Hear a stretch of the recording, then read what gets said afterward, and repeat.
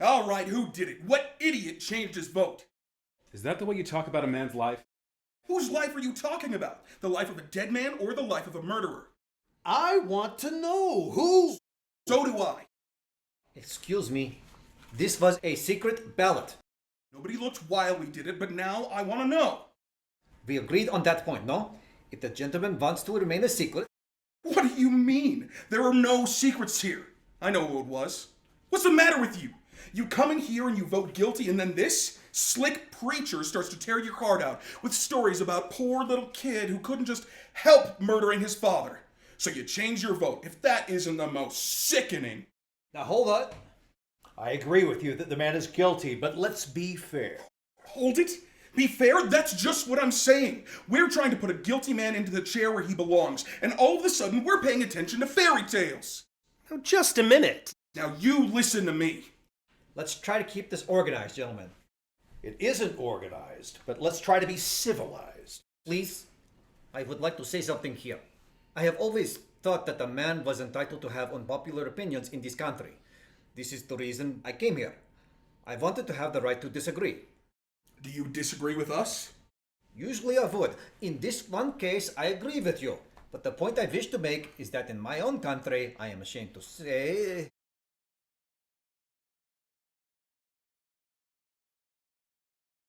It's always wise to bear in mind what has happened in other countries when people aren't allowed to disagree, but we are, so let's stick to the subject. Yeah, let's stick to the subject. I want to ask you, what made you change your vote? I want to know too. You haven't told us yet. Why do you think I did change my vote? Because I do. Now get on with it. There's nothing for him to tell you. He didn't change his vote, I did. I was going to tell you, but you were so sure of yourself. Sorry. Okay, now, Maybe you'd like to know why. let me tell you why that kid's a... The man wants to talk. Thank you.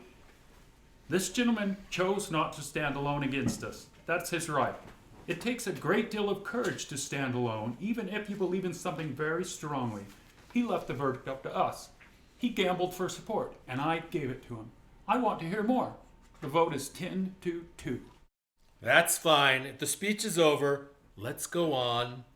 If there was anything in the kid's favor, I'd vote not guilty. I don't see what is. Neither do I. They're clutching at straws. As guilty as they get. That's the kid, I suppose. And it's one juror that's holding out. But he'll come around, he's got to, and fundamentally, he's a very reasonable man. I guess so. They haven't come up with one real fact to back up a not guilty verdict. It's hard, you know? Yes, it is. And what does guilty beyond reasonable doubt really mean? What's a reasonable doubt? Exactly. When a life is at stake, what is a reasonable doubt? You've got to have law and order. You've got to draw the line somewhere. If you don't, everyone would start knifing people. Not much doubt here. 2 men think so. I wonder why. I really wonder why. You do hear stories about innocent men who've gone to jail or death. Sometimes then, years later, things turn up. And then on the other hand, some killers get turned loose and they go and do it again. They squeeze out on some technicality and will kill again. Look, buddy, now that we've kind of cooled off, I was a little excited a minute ago. We know how it is. I didn't mean to get nasty. Nothing personal. Okay. Look, supposing you answer me this. If the kid didn't kill him, who did? As far as I know, we're supposed to decide whether or not the boy on trial is guilty. We're not concerned with anyone else's motives. I suppose, but who else has a motive? The kid's father was along in years. Maybe an old grudge? Remember, it's guilty beyond a reasonable doubt. This is an important thing to remember. Everyone's a lawyer. Supposing you explain to us what your reasonable doubts are. This is not easy. So far, it's only a feeling I have. A feeling. Perhaps you don't understand. No, I don't.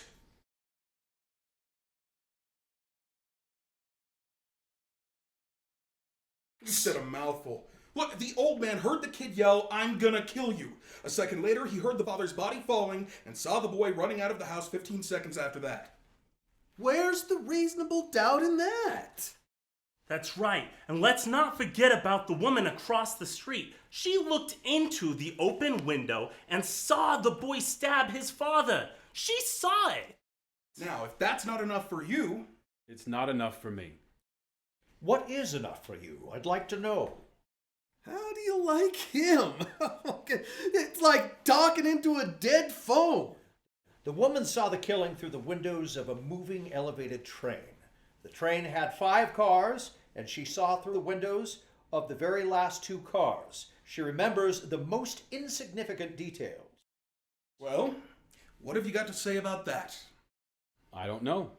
It doesn't sound right to me. Well, supposing you think about it, lend me your pencil. Let's play some tic-tac-toe. Might as well pass the time. This isn't a game. Now wait a minute! This is a man's life. Who do you think you are? All right, let's take it easy. I've got a good mind to walk around this table and belt him one. Now, please. I don't want any fights in here. Did you see him? The nerve! The absolute nerve! How about sitting down? This isn't a game. Who does he think he is? Weren't we talking about elevated trains? Yes, we were. So, All right. How long does it take an elevated train going at top speed to pass a given point? what has it got to do with anything? How long would it take? Guess. I wouldn't have the slightest idea. Neither would I. I don't think they mentioned it. What do you think? About 10 or 12 seconds, maybe? I'd say that was a fair guess. Anyone else? I would think about 10 seconds, perhaps. About 10 seconds, yes. All right, we're agreed. 10 seconds. What are you getting at? This. An L train passes a given point in 10 seconds. That given point is the window of the room in which the killing took place. You can almost reach out of the window of that room and touch the L, right? That's right. I tried it. So, All right. Now let me ask you this. Did anyone here ever live right next to the L tracks? I've lived close to them. They make a lot of noise, don't they? I've lived right by the L tracks. When your window is open and the train goes by, the noise is almost unbearable.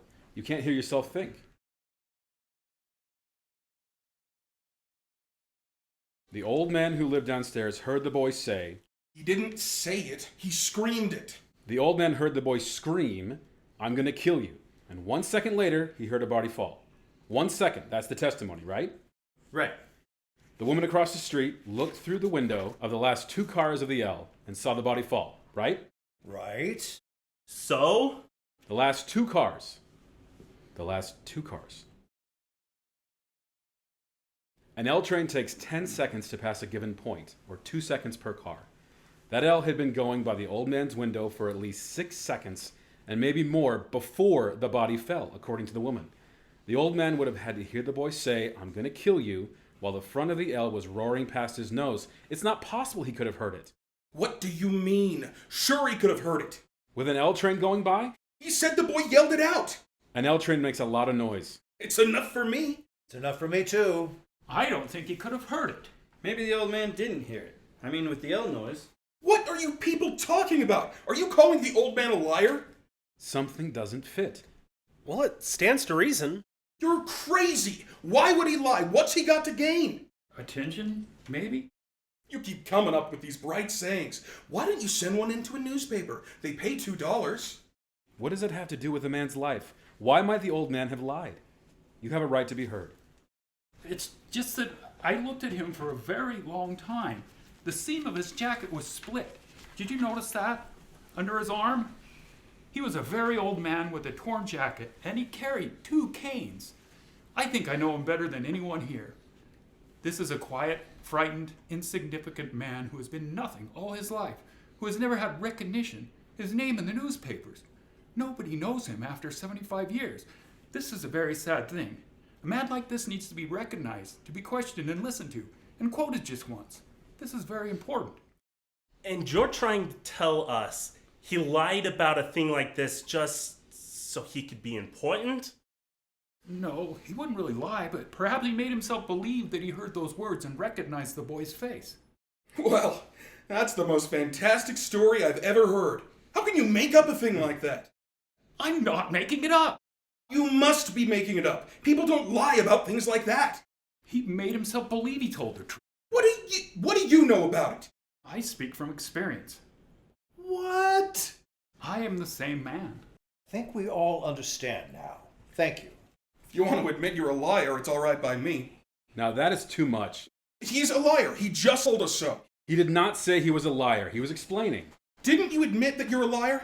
Please, he was explaining the circumstances so that we could understand why the old man might have lied. There's a difference. A liar is a liar. That's all there is to it. Please, have some compassion. Gentlemen, please. We have our job and our duty here. I think they've covered it. I hope we have. All right. Is there anything else? Cough drop? No, thank you. Anybody want a cough drop? Come on, let's get on with it. I'll take one. Thank you. Now, there's something else I'd like to point out here. I think we proved that the old man couldn't have heard the boy say, "I'm going to kill you." Well, I disagree. Let's hear from him, though, anyway. But supposing the old man really did hear the boy say, "I'm going to kill you." This phrase, how many times has each of us used it? Probably hundreds. If you do that once more, Junior, I'm going to murder you. Come on, Rocky, kill him. We say it every day. This doesn't mean we're really going to kill someone. Don't the circumstances alter that somewhat? The old man was murdered. One more thing. The phrase was, "I'm going to kill you," and the kid screamed it out at the top of his lungs. That's the way I understand it. Don't try and tell me he didn't mean it. Anybody says a thing like that, the way he said it, they mean it. Well, let me ask you this. Do you really think the boy would shout out a thing like that so the whole neighborhood would hear it? I don't think so. He's much too bright for that.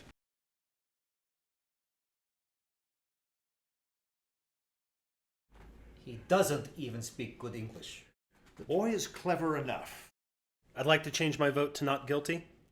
Are you sure? Yes, I'm sure. The vote is 93 in favor of guilty. I'd like to know why you've changed your vote. I think there's a doubt. Where? Where is the doubt? There's the knife. Oh, fine.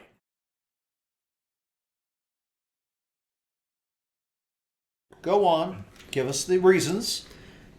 The old man, too. Maybe he didn't lie, but just then maybe he did. Maybe the old man doesn't like the kid. Well, if that isn't the end. I believe that there's a reasonable doubt. What are you basing it on? Stories that this guy made up? He ought to write for the Amazing Detective Monthly. He'd make a fortune. Listen, the kid had a lawyer, didn't he? Why didn't his lawyers bring up all of these points? Lawyers can't think of everything.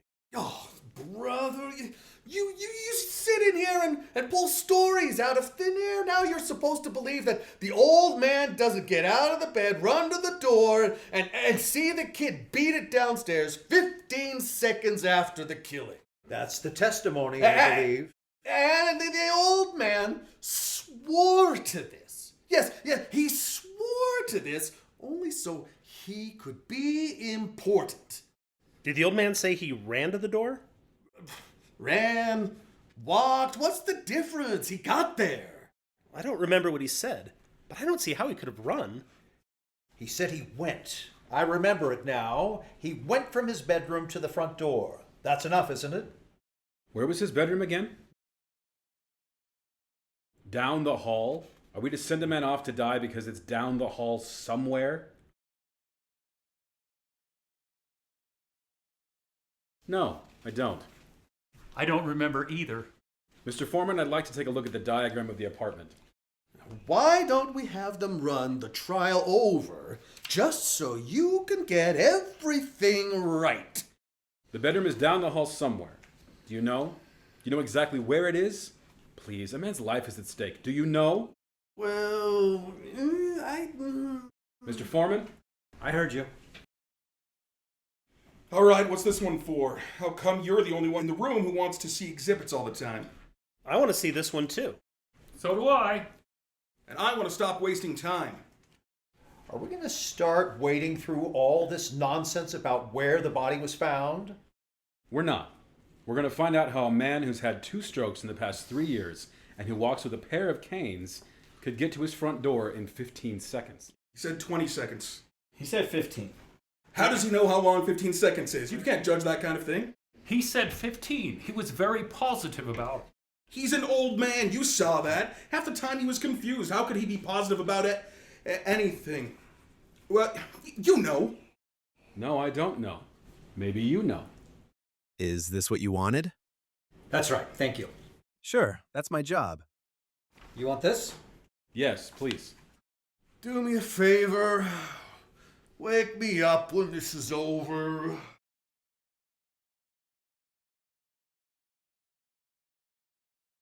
Some of us are interested. Go ahead. All right. This is the apartment in which the killing took place. The old man's apartment is directly beneath it and exactly the same. Here are the L tracks, the bedroom, another bedroom, living room, bathroom, kitchen, and this is the hall. Here's the front door to the apartment, and here are the steps. Now, the old man was in bed in his room. He says he got up, went out into the hall, down the hall to the front door, and opened it and looked out just in time to see the boy racing down the stairs. Am I right? That's the story. That's what happened. 15 seconds after he heard the body fall. Correct. His bed was at the window. It's 12 feet from his bed to the bedroom door. The length of the hall is 43 feet 6 inches. He had to get up out of bed, get his canes, walk 12 feet, open the bedroom door, walk 43 feet, and open the front door, all in 15 seconds. Do you think this is possible? I don't see why not. He would have been in a hurry. He did hear the scream. He can only walk very slowly. They had to help him into the witness chair. You make it sound like a long walk. It's not. For an old man who uses canes, it's a long walk. What are you doing? I want to try this thing. Let's see how long it took him. I'm going to pace off 12 feet, the length of the bedroom. You're crazy. You can't recreate a thing like that. Perhaps if we could see it, this is an important point. It's a ridiculous waste of time. Let him do it. I can't see any harm in it. Foolish, but go ahead. Hand me a chair, please. All right. This is the bedroom door. How far would you say it is from here to the door of this room? I'd say it was 20 feet. Just about. 20 feet is close enough.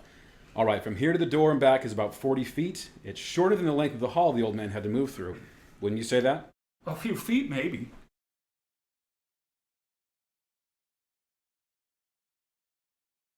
We can't stop him. Do you mind if I try it? According to you, it'll only take 15 seconds. We can spare that. Who's got to watch with the second hand? I have. When you want me to start, stamp your foot. That'll be the body falling. Well, time you from there. Let's say he keeps his canes right at his bedside, right? Right? Okay, I'm ready. I'm waiting for the hand to get to 60. This is, I think, even more quickly than the old man walked in the courtroom. No, it isn't. If you think I should go faster, I will. Speed it up a little. Stop. Right. What's the time? 15, 20, 30, 35, 39. Seconds exactly. That can't be. Now that's interesting. Hey, now, you know. What do you think of that? 39 seconds. 39. And the old cripple swore on his oath that it was 15. He may have been a little bit off on the speed that the old cripple moved at, but 24 seconds off? Well, now, you know. Far be it from me to call anyone a liar, and even allowing for quite a difference in speed between the old man and you. Why, still, there's quite a discrepancy. It's my guess that the old man was trying to get to the door, heard someone racing down the stairs, and assumed that it was the boy. I think that's possible. Assumed? Now listen to me, you people. I've seen all kinds of dishonesty in my day, but this little display takes the cake. What dishonesty? Well, tell him! You come in here with your heart bleeding all over the floor about slum kids and injustice, and you make up these wild stories, and you've got some soft-hearted old ladies listening to you. Well, I'm not. I'm getting real sick of you. What's the matter with you people? This kid is guilty. He's got to burn. We're letting him slip through our fingers. Our fingers? Are you his execution? I'm one of them. Perhaps you'd like to pull the switch. For this kid, you bet I'd like to pull the switch.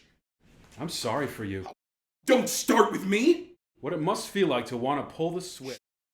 Shut up! You're a sadist. Shut up! You want to see this boy die because you personally want it, not because of the facts. You're a beast. You disgust me. Shut up! Let me go! I'll kill him! I'll kill him! You don't really mean you'll kill me, do you?